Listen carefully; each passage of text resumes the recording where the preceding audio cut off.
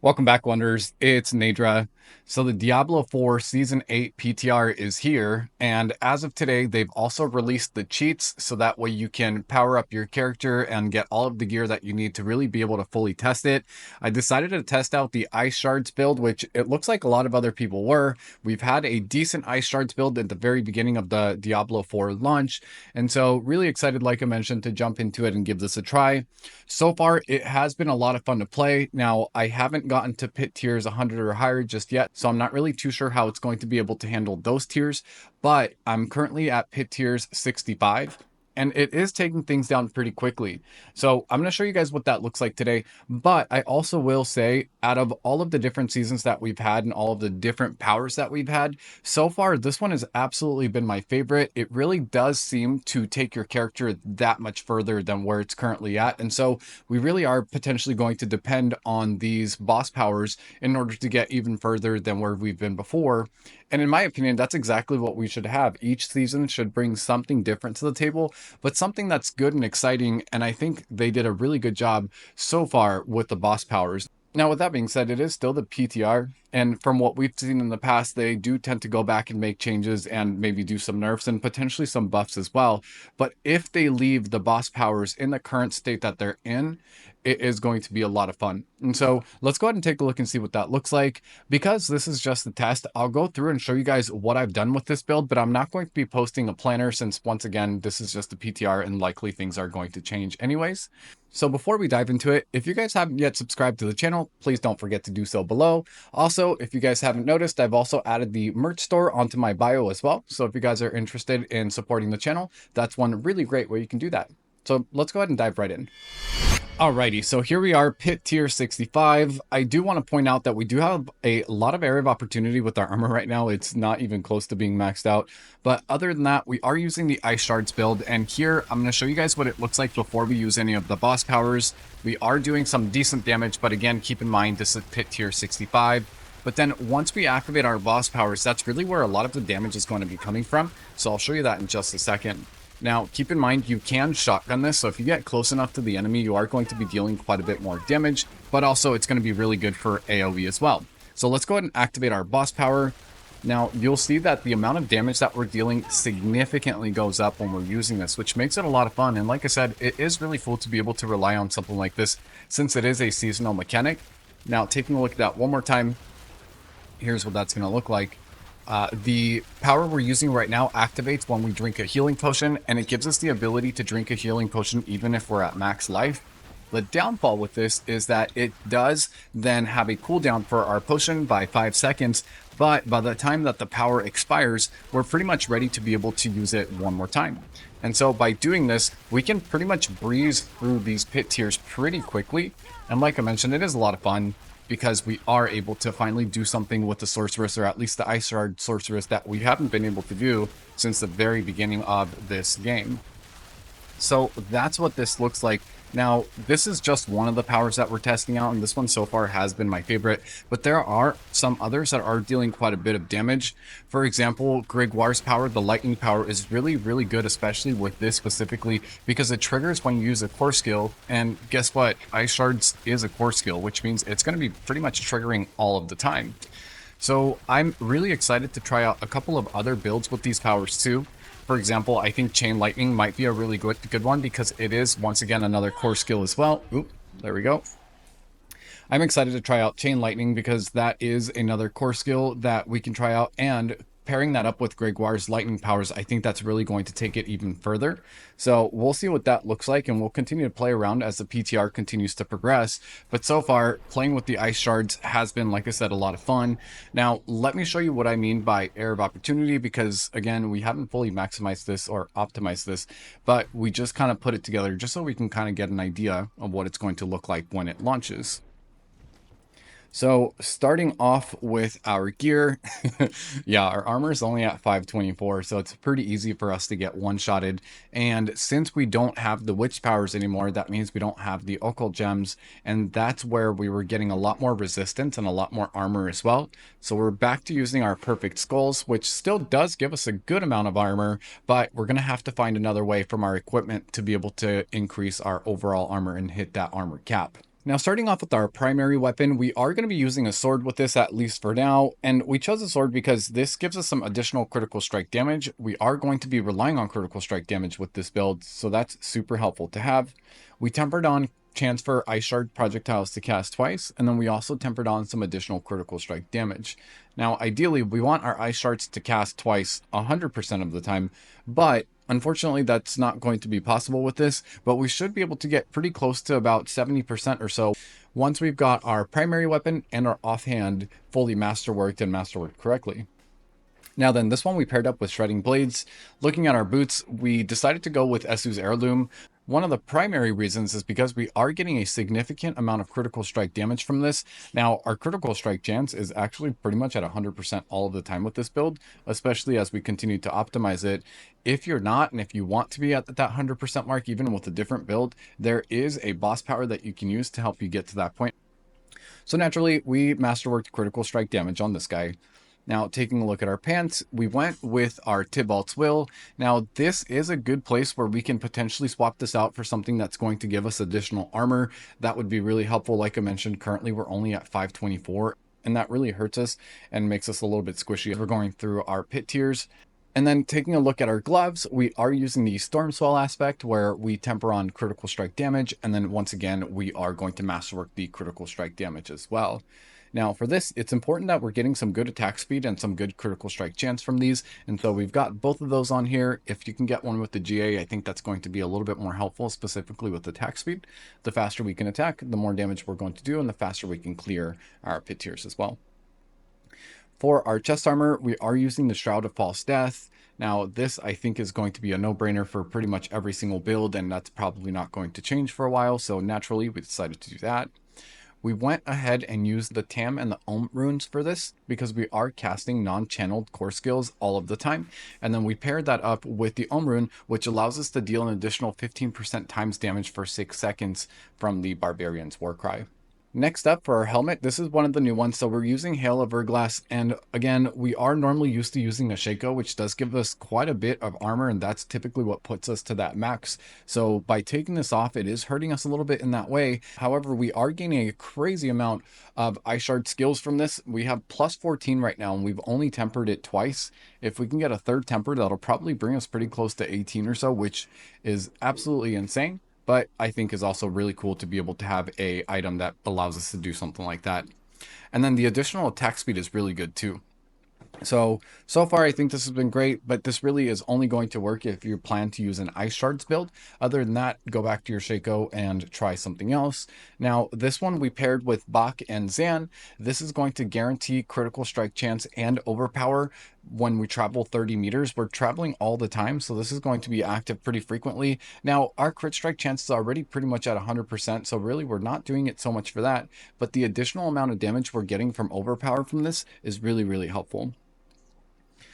For our amulet, this is the worst amulet I think I've probably ever had, but this is just what came out of the cheat vendor. We are using the piercing cold aspect with this because again, we are using ice shards, and this allows our ice shards to deal up to 75% times more damage when we pierce 5 times, which again, we're doing that pretty much all of the time as well. So really, really good. Now we've tempered on evade cooldown reduction on here, and then we wanted to temper on critical strike damage, but that clearly did not happen. With the evade cooldown reduction, if we can get some more evade cooldown reduction, that'll allow us to do a lot more teleporting with this build. And right now we do have teleport set as one of our enchantments and also on our skill bar. Now then, with that, we did, like I mentioned, add skulls to this. We desperately need more armor, so wherever we can get that, we're going to continue to do that. For our first ring, we are using Tarashas, and this one is pretty normal. And same thing with the Ring of Starless Skies. This is something that I don't think is going to change very much for most of the builds, since a lot of the Sorceress builds do require you to pretty much use all 3 of the elements that the Sorceress has. This is just kind of a no-brainer, and especially if you're pairing it up with the Elementalist glyph on the Paragon board. And then lastly, for our offhand, we are using the conceited aspect, and then same thing as our primary weapon, we are going to want chance for Ice Shard projectiles to cast twice with this, and then we also want to have some additional critical strike damage as well. And as you can see, we did decide to use emeralds for our weapon and our offhand, and then we used topaz for our pants. Now, taking a look at our boss powers, so this is the part where it gets really fun. We decided to go with Belial's I-beams. Those I-beams are dealing so much damage. It is absolutely incredible, and it looks really cool, and we can have it on almost all of the time because we can continue drinking those healing potions. And like I mentioned, we do have a little bit of a cooldown. The cooldown is at 5 seconds, but because this power does last for 3.5 seconds, it really doesn't leave very much of a cooldown with this, so it makes it really, really fun, and you can have it on all the time, and it's just absolutely blasting through everything. Now for our second power, and these ones I am still testing out, so there is some improvements to be made, and I think that really can take us further. I've noticed when we change out some of these powers, you see a huge difference in your overall build. I think that what Blizzard did with these boss powers is really good because I think this is potentially going to help out with balancing the character classes. If a lot of the power is coming from here specifically, that means that we shouldn't have too many outlier classes this season. But you never know. We'll see when the season actually comes out. We decided to go with Lilith's Wind of Hate for the modifier power. And then we also have Andariel's Flaming Skull. And lastly, Beast and Ice's Sleet. Now, this one is extremely helpful, especially for an ice build, because this does chill enemies for up to 50%. The more chill our enemies have, the more damage we're going to be dealing to them as well. So this one, especially again for an ice build, you definitely want to make sure you have this on. I did test out putting this as my main power instead of a modifier power, but it did not seem like it was doing quite as much damage as our I-beams were. Now then, for our skills, we just put 2 into Firebolt so we can move on down to our core skills, where we did put 5 skills into Ice Shards, taking it down to Enhanced Ice Shards, and then finishing it up with Greater Ice Shards. We wanted Ice Shards to take advantage of the bonus every single time because our enemies are going to be frozen pretty frequently. But there also really wasn't a need to make our enemies vulnerable with Ice Shards because we are going to be making our enemies vulnerable with the different skill, which we'll take a look at momentarily here. And then we also did take 3 points into Elemental Dominance. And then moving on down to our defensive skills, naturally we're going to take 1 point into Flame Shield, taking it up to Enhanced Flame Shield, and then finishing it up with Mystical Flame Shield. Our teleport is extremely important to us, at least for me. I don't ever want to walk, so if possible, we want to have as many points into teleport as possible, taking it up to Enhanced Teleport, and then finishing it up with Shimmering Teleport. Next up, we're taking 3 points into Glass Cannon, and I think that's per usual. 1 point into Ice Armor, taking it down to Enhanced Ice Armor, and then wrapping it up with Mystical Ice Armor. And then Frost Nova, 1 point. We're going to take it down to Enhanced Frost Nova. And then finally, Mystical Frost Nova. So I mentioned previously that we have a different way to make our enemies vulnerable, and therefore we don't need to add the vulnerable to our Ice Shards. And that's going to be via Mystical Frost Nova. Now, another benefit to having this is not just the vulnerable piece of it, but they also will take an additional 15% times damage. So really, really good to have this on here for both of those different reasons. And plus that allows us to take advantage of that greater Ice Shards. So that way our Ice Shards will always receive its bonus from frozen enemies. And then finishing it up with the defensive skills, we've got 1 point into Energy Focus and 3 points into Dampen Lair. Now, moving on down, we've got 1 point into Lucky Chance. We got 1 point into Ice Blades, taking it up to Enhanced Ice Blades, and of course, Roaring Ice Blades as well. 1 point into Align the Elements, and 3 points into Protection.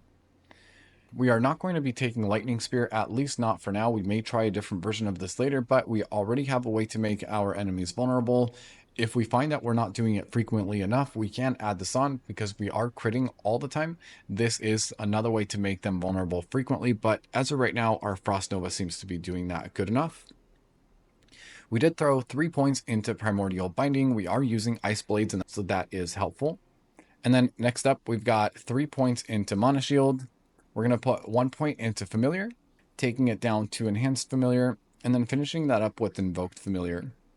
On the left-hand side, we're using Align the Elements along with Protection. And then moving on down to our Mastery skills, the only thing we're taking from here is going to be our Inner Flames. And then moving on down to our ultimate skills, we're not using an ultimate skill with this build, at least we don't need to as of right now. We may change that later as well, but we are going to be taking 3 points into Permafrost, 3 points into Icy Touch, and also 3 points into Hoarfrost. If you're struggling with your mana, you could add 3 points into Frigid Breeze. That will help you with recovering your mana, and that should happen pretty frequently. But I think with the setup that we've got right now, we've got more than enough. And then we are taking 3 points into elemental synergies and also 3 points into evocation. And then finally, for our skills, we are also taking Enlightenment, which has been super helpful as well. Now, you could go with Avalanche, or you could also go with Shatter, but really don't want to rely on Shatter for us to get through this content. And also, this makes it a little bit more difficult when we're going up against pit bosses or any types of bosses, unless they have ads. And so ideally, we want to try to stay away from this one unless we absolutely have to. As for Avalanche, it's not consistent enough to be able to deal that additional 60% times damage. Therefore, we are not going to be using it, but the Enlightenment is going to be the most helpful. And then for our Paragon board, so taking a look at this, now we have kind of overloaded our Paragon board here, as you can see, but for our first board, as per usual, we are going to be taking Destruction because, again, we are heavily relying on our critical strike damage, so this is really helpful. For our second board, we are going to be using the Frigid Fate board, and that we're pairing up with our Elementalist glyph. And then moving on over to our third board on the left, we're going to be taking the Icefall board, and we're pairing this one up with the Control glyph. And then for our fourth board on the left-hand side, we're going to be taking the Steering Heat board, and this one we're going to be pairing up with the Winter glyph. And for our fifth and final board, we are going to be taking the Ceaseless Conduit board, and we're pairing this up with Cryopathy. Now then, let's take a look at our Mercenary. For our Mercenary, we are going with Brahir. We decided to go with Ground Slam, taking it down to Brahir's Aegis. We've got Bastion, and then finally we've got Inspiration as well. For our Reinforcement, we're using Aldkin, and Aldkin's going to be using Storm of Fire. And that we're going to pair up when we're using any skill in combat so it can trigger as frequently as possible. Now, as for our enchantments, we are using the Ice Shard enchantment, and we're also using the Teleport enchantment. Now, again, we don't have enough cooldown for this to be able to do it frequently, so we've also got it on our skill bar at the bottom as well. So that's all I've got for the Ice Shards build for now. Like I said, it has been a lot of fun to play. I hope you guys decide to give this a try as well. Let me know what you guys think below. So that being said, I'm going to go back and continue trying out new builds and other things in these different boss powers as well. I hope you guys enjoyed this video. If you did, please don't forget to like, subscribe, and comment below. Thank you guys so much for watching. And until next time, Wanderers.